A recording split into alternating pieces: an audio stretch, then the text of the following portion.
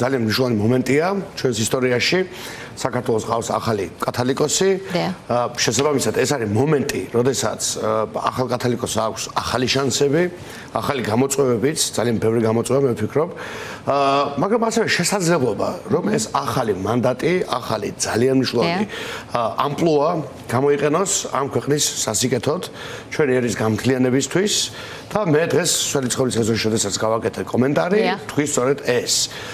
მე მას უსვებ წარმატებას, მინდა რომ იყოს წარმატებული, იმიტომ რომ ეს კარგია ჩვენი ქვეყნისთვის, ამ საზოგადოებისთვის და მართლა გულით მინდა რომ ამ ადამიანმა ათ უკვე მისმა უწმინდესობამ შიო მესამემ მოისურვოს კიდევაც და შეძლოს კიდევაც რომ გაამთლიანოს ჩვენი ერი სწორი პრინციპების ირგვლივ და რა თუ არა აი ამ ძალიან მძიმე და შემზარავი სოციალური და პოლიტიკური როგორ ვთქვა დაყოფის გამთლიანებისკენ ნაბიჯების გადატკბა, აი რა შეიძლება იყოს უფრო ეფექტიანი დღეს ვიდრე ეს. მე პირადად მოქალაქეს რაც მიწვდება, ხომ? სხვა თემა ალბათ ნაკლებად ასეთი კი, ეს და აქ არ ვსაუბრობ მარტო ვთქვა შეწყალების შუამდგომლობაზე თუ სხვა საერთოდ იმ შინაარსზე რაც ახლა შეუძლია შიომესამეს რომ ძალიან მარტივად აჩვენოს როგორც ერს ასევე ბერს.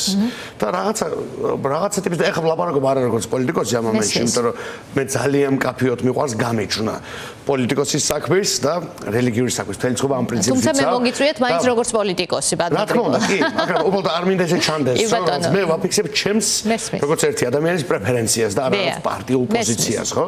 უბრალოდ მე მწამს ძალიან მნიშვნელოვანი დღე არის და მე ხე ისტორიკოსიც ვარ, მარტო პოლიტიკოსი არ ვარ და ამ ქვეყნის მოქალაქე ვარ. და ამ დღეს ახლა ვსაუბრობ და მაქვს ეს პატივი რომ თქვენ დავსაუბრო, ამიტომ მაინც ვიტყვი ჩემს სამოქალაქო პოზიციასაც რომ მას მართლა აქვს შანსი რაღაც ღირებულებითად მეტი პოზიცია დააფიქსიროს. ეხლა იზამს თუ არა ამას ჩვენ ნახავთ ყველანი ერთად. ამ თქო რა წარმატებით გააკეთებს, რა გზებით გააკეთებს, ამ შეიძლება საერთოდ გააკეთებს თუ არა. ჩვენ ეს არ ვიცით, ხო? ეს იცის მხოლოდ მან და შესაძლოა სინოდის წევრთა ნაწილმა. მაგრამ მე როგორც მოქალაქეს ძალიან მინდა რომ ეს ვნახო, იმიტომ რომ ეს დღეს ჭირდება ჩვენს ქვეყანას ვითარების დაესკალაციას და რეალურად მართლმადიდებლ ეკლესიას არ აქვს მარტო სასულიერო ფუნქციები, ხო? მას ბევრად უფრო დიდი საზოგადოებრივი ნდობაც გარკვეულწილად და ასევე როგორც ვთქვათ, საზოგადოებრივი წონა გააჩნია, ხო, ძალიან მარტივად, ხო, სოციალური წონა გააჩნია და მას შეუძლია რომ ძალიან ბევრი სწორი პროცესის ავანგარდში იყოს, ისე რომ არ დაირქვეს არც თავისუფალი სახელმწიფოს პრინციპი, არც ის სწორი სეკულარული პრინციპი, რაც ქრისტიანობის საფუძველში ვედევს, კეისრის ღმერთს ღვთისა და ისე რომ რეალურად ამ ქვეყანაში სასიკეთო პროცესებს მიეცეს გასაქანი და მე ისევ ეს ვუსურვებ დღეს შიომესამეს სვეტიცხოვლის ეზოშიც და ამას ვუსურვებ კვლავ და მინდა რომ ჩვენს ქვეყანაში ნახო მომენტი, როდესაც პოლიტიკა დგას პოლიტიკურად ადამიანის სამსახურში, იმ პრობლემის მოგონების სამსახურში, რაც უდგას ჩვენ საზოგადოებას და ეკლესია ისე როგორც სხვა როგორ ვთქვათ, სამოქალაქო ვთქვათ ერთეულები თუ საზოგადოების სფეროები, ყველანი ერთად ვახერხებთ გარკვეული ნაბიჯის გადადგმას იმ ერთი საერთო სწორი მიმართულებით, რაც არის აი შემზარავი დაყოფის, ზიზღის და სიძულვილის მორევის აღმოფხვრებთან. არაფერი კარგი ამაში არ გაიხარებს, ხო? აი იდეოლოგიურად ვინც ადვართ მაგალითად ვიყოთ, ხო, ვთქვათ, ხო? ხშირად ვამბობთ ხოლმე, ხო, ვთქვათ და აი ძალიან მაგრამ პოლიტიკა გაუქმებულია, ხო? იდეოლოგია გაუქმებულია, პოლიტიკის შინაარსია გაუქმებული, ადამიანობაა გაუქმებული, ხო? ეხლა ჯუშენის სინდრომის მქონე ბავშვი რო ითხოვს წამალს და იღებს აი ამ დამოკიდებულებას ეხლა რა პოლიტიკური შეფასება უნდა გავაკეთო აქ? გარდა იმისა, რომ ესეთი მდგომარეობა არის ტოქსიკური. ანუ არაფერი კარგი აქ არ გამოვა. არც პარტიული. ეს კიდევ ერთი დადასტურება იმის ბატონო გრიგოლ მესმის, რომ საქართველოს მოქალაქე არ არის პრიორიტეტი. ბავშვი არ არის პრიორიტეტი ამ ქვეყანაში. ადამიანი არ არის პრიორიტეტი ამ ქვეყანაში და ჩვენ ზუსტად ასეთი სახელმწიფოსთვის დგას. 5-ზე მეტი დღეა ადამიანი ქუჩაში, რომ მან მიიღოს სახელმწიფო, სადაც მას ხელისუფალი ემსახურება.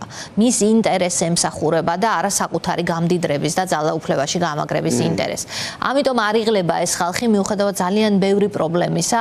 მე ვნახე თქვენი კომენტარი იმასთან დაკავშირებით, რომ თუ ივანიშვილის მხრიდანაც, ანუ რეჟიმის მხრიდანაც ეს ორმხრივია ეს ნაბიჯები, ივანიშვილს აქვს თუ არა ახლა საქმე ისე თქვენი აზრით, რომ ის ეძებს გარკვეული ტიპის გამოსავლებს და იქნება თუ არა სპეცრაზმელების სიმბოლური ხუთი კაცის დაკავების მიუხედავად, მაინც პატიმრების შეწყალების შემთხვევაში ეს თქვენთვის სიგნალი, რომ ის მზად არის ახალი პოლიტიკური პროცესის მონაწილე გახდეს, არა საკუთარი ნებით, მაგრამ იძულებით. ძალიან კარგი კითხვა. ჩვენ შევახსენებთ საზოგადოებას ლელომ დაახლოებით ერთი თვის წინ, ცოტა მეტის წინ, გავაკეთეთ განცხადება ამასთან დაკავშირებით, რომელსაც მოყვა განცხადების შინაარსი იყო რა, რომ ჩვენ გსურს ვნახოთ პროცესის დეესკალაცია ქვეყანაში, ეს ვერ მოხდება რაღაც ქოცურ ფასად, რაღაცა ღირსების შელახვის ფასად, დემოკრატიის მიტაცების ფასად, მაგრამ ამ პროცესის არსებისას უნდა გაჩნდეს ფაზები, ხო?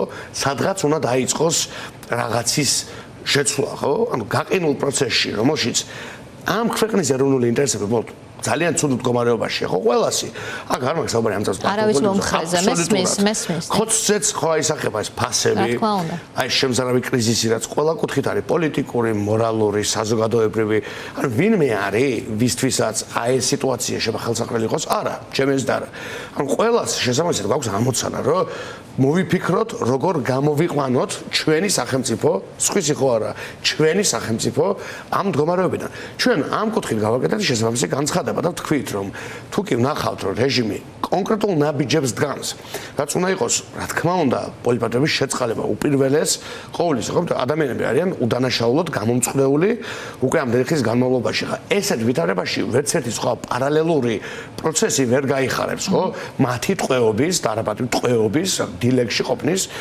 ფონზე და ამ ფასად ხო ეს წარმოუდგენელია მაგრამ თუ რეჟიმი გადადგამს კონკრეტულ ნაბიჯებს თუ ჩვენ დავინახეთ და მე ვფიქრობ თქვენს კითხვაზე დავუბრუნდე იმ ნაწილსაც კი მე ვფიქრობ რომ საჭიროება აქვს რეჟიმს იმიტომ რომ ძალიან მარტივად მე ამას ადრეც სულ ვამბობდი და ველოდი ამ ფასას რატო როცა არც დემოკრატიული მანდატი არ გაგაჩნია და არც საგარეო პოლიტიკური მანდატი არც ერთი და არც მეორე ანუ ლეგიტიმაციის რაღაც კვების წყარო ხო გჭირდება ხო ხეს რო ფესვი არ აქვს საერთოდ რაშო ხმება ხო ეს რეჟიმი ვერაფერ იკვებება ვერც შიგნით და ხალხი არ უჭერს მას მხარს და კიდევ უფრო ნაკლები უჭერს ვიდრე 24-ში იმიტომ რომ დაიჭერს თავისივე ლიდერები მეტი კორუფცია იქნა მხილებული ევროპული კურსი შეცვალეს 24-ის წინ არ შეუცვლიათ 24-ის მერე შეცვალეს მარტო ეგეც კი ნორმალურ ქვეყანაში ახალი არჩევნების ჩანიშვნის საფუძველი გახდებოდა როცა საპარლამენტო რესპუბლიკაში თუ ცვლიეს საგარეო პოლიტიკურ კურსს შეხელა ხოლმე დაუბრუნდა ხალხს და კითხო რა თქმა უნდა მენდობი ამის მერე რა თქმა უნდა განახლებული მანდატი გჭირდება რომ ამ ტიპის ზურა გააკეთო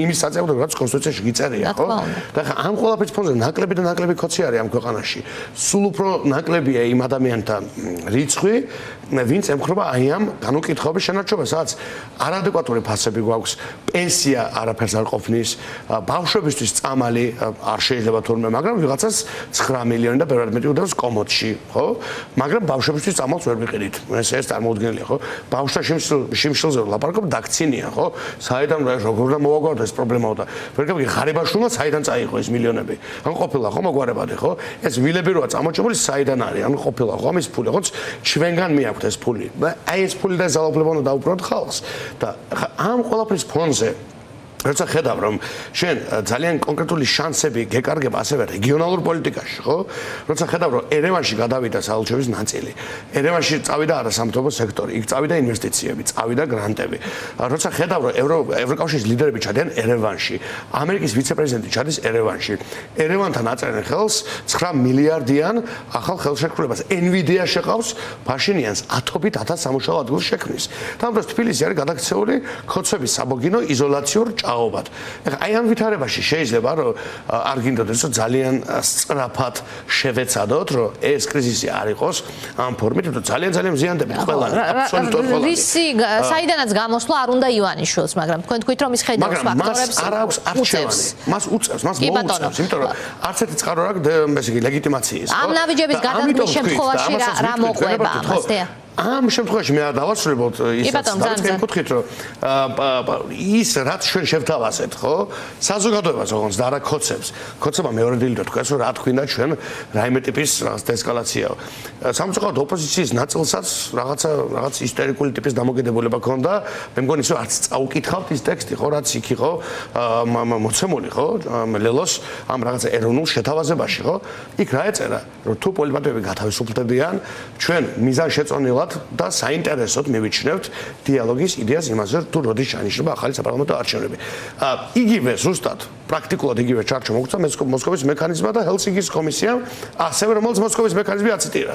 ესე იგი, ლელომ რომ ეს თქვა რაღაცა ნახევარდღიანი წარღვნა დაიწყო, ჩემთვის გაუგებარი, მართლა ვიმეორე, მე მგონი არ ქონდა თუ პროფესიונალი. ყველასგან უარი მიიღეთ, კი, ახსოვს. ძალიან სამწუხაროა და ეს არ აღწერს როგორ უბედურ მდგომარეობაში პოლიტიკა, რომ ყველასგან ნაწილმა არ წაიკითხა, ნაწილმა მე არ მინდაო და რა მივიღეთ შუაში. ყველასგან უარი მივიღეთ სხვა რაღაცებზე წარსულში, მაგრამ ნახეთ რომ კისერი მოვიტეხეთ. ხო, მათ შორის 2025 წლის არჩევნებზე კისერი მოვიტეხეთ. დავახოთ სახელი, ხო, რომ შეესტომა უნგრეთი მოსწავლეს. ეგ იყო უნგრეთი, არ ვქენით. თუ იქნება ნაბიჯები გადადგმული, თქვენ კვლავ დააყენებთ დღის წესრიგში ახალი არჩევნების საკითხს. გონიათ რომ რეჟიმი ამაზეც წამოსვლელია? ნახეთ, და ეს იყო ძალიან მადლობელი ამ კითხვისთვის, რატო ჩვენ რომ მაშინ გავაკეთეთ ეს შეთავაზება საზოგადოებისადმი, ხაზს უნდა რა, ქოცისადმი. მაშინაც ეს კითხვა გაჩნდა, რომ რეჟიმს თავაზობ ერთი, არა, რეჟიმს არა. ერთს ვეუბნებით, ვინც უყურებს პოლიტიკურ პროცესს, ჩვენ ეს გონია სწორი. შეიძლება შენს გონია სწორი, შეიძლება არ გონია. შეიძლება ჩემიანი იყო, ხო, ვთქვათ, ერთ ბრძოლაში ვიყოთ, მაგრამ ეს არ გეგონა სწორი, კი ბატონო, არა პრობლემა, ხო? მაგრამ მე არ ვუყურებ რეჟიმი რაზე წამოარას. მე ვიცი, მე რა უნდა მოვითხოვო. რა არის სწორი პოლიტიკური თვალსაზრისით. რა მგონია, რომ აი ამ ვითარებასაც დღეს უკვე ქვეყანაში, რომელიც არის ძალიან ცუდი, შეცვლის სასიკეთოდ. ისე რომ არც დემოკრატიული ინტერესი და არც ადამიანების ღირსება რაღაცა ტიპის რაღაცა ხარკად არ შევწიროთ და ზვარაგად ვიღაცას არა. ჩვენ თქვენი აზრით პროცესი მიდის იქითკენ რომ ივანიშვილი მზად იქნება საბოლოო ჯამში უბრალოდ ან მოუწევს რასაც თქვაც გინდათ ის გამოიყენეთ ახალი არჩევნები ჩანიშნოს ვადამდე? აბსოლუტურად. მე პირადად ეს ჩემი პირადი აზრია და ეს მაქვს როგორც აქვე ვიტყვი დიდი ხანია, ეს ჩემი ესეთი პიროვნული შეხედულება არის და მოსკოვის მექანიზმმა მხოლოდ გამიღრმავა ეს შეხედულება. მე მივიჩნევ რომ ივანიშვილს მოუწევს დანიშნოს ახალი საპარლამენტო არჩევნები. რამდენ მზად დახვდება ამას ოპოზიციური სპექტრი? აი ეს არის მთავარი რომ ძალიან მზად დავხვდეთ და ჩვენ ამიტომ ვაკეთებთ ყველაფერს ამისთვის. ჩვენ არც წინარჩები არ გავუშვით და ესეც გამოვიყენეთ შანსად იმისთვის რომ კიდევ უფრო გამოცდობილი ყოფილიყავით, კიდევ უფრო ბრძოლის უნარიანი ყოფილიყავით. ახლაც რაც შეგვიძლია აი ხა რომ შევხედოთ გასულ კვირაში 5-6 ლიდერი ძლიერი საქართველოს ლელოსი იყო სხვა წერტილებში ჩვენი ქვეყნისა ამ პროცესს ვაგრძელებთ, ვეწევით მაქსიმალურად მიუხედავად სიძნელეებისა, რაც გვაქვს ავტოკრატიაში ვცხოვრობთ ყველანი და პარტიას დახურვით ემუქრებიან, მაგრამ ვაძლიერებთ ამის მიუხედავად რა შეგვიძლია შიდა პარტიულ მუშაობას, რეგიონალურ მუშაობას. კვლავ მარტო გასვლას განიხილავთ. ამ მოცემულობით. საერთოდ როგორ განვიხილავთ, ეს უკვე შემდგომი დღის წესრიგის საკითხია, ჯერ უნდა მივახცოთ არჩევნებს ყველამ ერთად და მერე უნდა იქნას ამის თაობაზე საზოგადოება ინფორმაცია. დისკუსიაც უნდა იყოს. ივანიშვილის დათმობებისთვის საჭიროა თუ არა პროტესტის გაძლიერება, ბატონო გრიგოლ, ამ ეტაპზე ახლა, რომ ივანიშვილმა დაინახოს წნეხი ქვეყნის შიგნიდან, რომ ის წნეხი არსად წასულა. ისევ ჩემი პასუხი იქნება, ყველა ფრონტი საჭიროა ივანიშვილის წინააღმდეგ და ივანიშვილი თავისი არსით არის რუსი და რუსული ტიპის რეჟიმი, რომელიც ჰიბრიდული ფორმით, სხვადასხვა ფორმებით კიპირისპირდება, ხო? ის ხო მარტო ერთი ფორმით არ გებრძვის, ის გებრძვის ყველა ფორმით, რაც არსებობს და არ არსებობს. და კოლოსალურ რესურსს ახარჯავს ამას. ამიტომ ვამბობთ, რომ რომელიმე ერთი ფორმის გაშვება არის ფატალური შეცდომა და ეს შეცდომა არ უნდა დავუშვათ. არჩევნებიც მე ხმიხარია, რომ ზოგიერთი კოლეგა გადმოვიდა ისევ ამ პალაცაზე, თქვა, ამ რელსებზე უნგრეთის შემდგომ, ხო? ეს არის ერთადერთი სწორი გზა. ჩვენ თუ რომელიმე ბრძოლის ფრონტი და ველი დავუთვეთ მას, ის გამოიყენებს ამას სიხარულით. კურსაც არ შეებერთხავს, იმიტომ რომ ამაზე აწყობს, გადააწყობს თელ თავის რესურს, სისტემას, ძალმომბრეობის აპარატს, უნამუსო პროპაგანდას, ყველაფერს გადაგიწყოს იმ ერთზე, რომელსაც ირჩევ. ყველა ფრონტზე უნდა ვებრძოლოთ პროტესტითაც, რასაკვირველია, რეგიონებში მეტი ახალი ამომრჩევლის შექმნით, მეტი ადამიანის დარწმუნებით, საერთაშორისო შრომით და რაც ყველაზე მთავარია, ძალიან ბევრი მუშაობით ადამიანებთან ჩვენს ირგვლივ. კი ბატონო. რაც შეეხება ჩვენს სამეზობლოში, ჩვენს ფართო ოჯახებში, ნაცნობებში და ყველგან. და სულ ბატონო გრიგოლ, რაც შეეხება რა პროცესი გონიათ უკრაინის მონაწილეობით ახლა, რომელიც პირისპირ დიალოგშია, როგორც ირკვევა ყოფახიძესთან ჯერ, მერე სიბიჰა გოჯონიშვილთან. ჩემ ბოლო კითხვა. ხო, მე დეტალებს არ ვიცნობ, მაგრამ რა დასკვნებს აკეთებთ პროცესის ყურების? კი, ზუსტად, აქ თავი ის დასკვნებს უკვე ჩანს. პირველი, გადატვირთვა დაიწყო მანდატს, ამიტომ მე შემთხვევით არ ვამბობდი და არც ახლა შემთხვევით გადატვირთვა დაწყებულია და ამიტომაც მოუწევთ ის ყველაფერი სხვაცაც ვახსენე, ფაქტებს ემყარება. მათ შეცვალეს რიტორიკა ძალიან მარტივად უკრაინაზე, ხელი ჩამოართვეს, უკვე საგარეო მინისტრები საუბრობენ. უკრაინა მას თქვა, რომ რიგი სტრატეგიული საკითხები, სტრატეგიული ხასიათის საკითხები იქიდან განბლოკილი, მე მათ ციტირებ, ამ შემთხვევაში საჯარო განცხადებას, მათ ასევე შეცვალეს რიტორიკა მდინარაძე, შეცვალა რიტორიკა ევროპაზე, რომელიც თურმე აღარ გვიცვლის სექსუალურ ორიენტაციას, წლებია გვიმტკიცებენ თურმე აღარ ათხოვებს ქართულ კაცებს. თურმე არა, სასიხარულო ამის მოსმენა, ბატონი მდინარაძის პირით დადასტურება, დამშვიდი, როგორც იქნა, რომ ეს უდიდესი რისკი არ დგას ჩვენს წინაშე, აი ხამე აღარ მეძინა უკვე ამაზე ხელვით და ეხლა აღმოაჩნდა, რომ თურმე არ შეგვეცვლება სექსუალური ორიენტაცია თუ ევროინტეგრაციის გზას დავადგებით. ასევე გავიგეთ, რომ თურმე ევროპული სახელმწიფოები არ ერევიან სხვის საქმეში. ეხლა ერთი დიდი კითხვა დამრჩა. ეს მეორე ფრონტის ამბავი საწავიდა. იმიტომ რომ ევროპა ერეოდა და გვიბიძგებდა, რომ არიქა ომი დაიწყეთო და უკრაინა გვევედრებოდა და ეხლა უკრაინას ხელს ართმევენ და ევროპა ჩართულობას ეს გარერევაო, ხო? ანუ თლიანად შეცვალეს რიტორიკა. ჩვენ გვახსოვს ცოტნე ივანიშვილის გამოსვლა, რომელსაც ცელი გამოუსვა კობახიძეს, რა თქმა უნდა, მამის დავალებით, ხო, ცხადია და გვახსოვს მთელი რიგი რევიზიები. გვახსოვს ახლა სულ ნახეთ უკვე ძალოვნების დაპატიმრებაც და მე არ მგონია რომ მან გაჩერდება. ამიტომ ფაქტი რომ რეჟიმი იხევს უკან, ოღონდ არც კოსმეტიკამ არ უნდა მოგვატყუოს, ეს რაღაც აღსანიშნავი არ არის და საზეიმო, პირიქით ეს არის 1% იმისა, რაც უნდა მოხდეს, იმისათვის რომ ჩვენ ქვეყანაში დაესადგუროს პოლიტიკურმა მშვიდობამ. რაც მე მწამს რომ შესაძლებელია და რაც დაბეჯდებით ვიცი რომ ყველასთვის, ქოცისთვისაც, ნაცისტვისაც, ჩემთვისაც, არ ვიცი, გირჩის ყველასთვის არის კარგი. და იმისკენ უნდა ვიმუშაოთ ყველამ ერთად.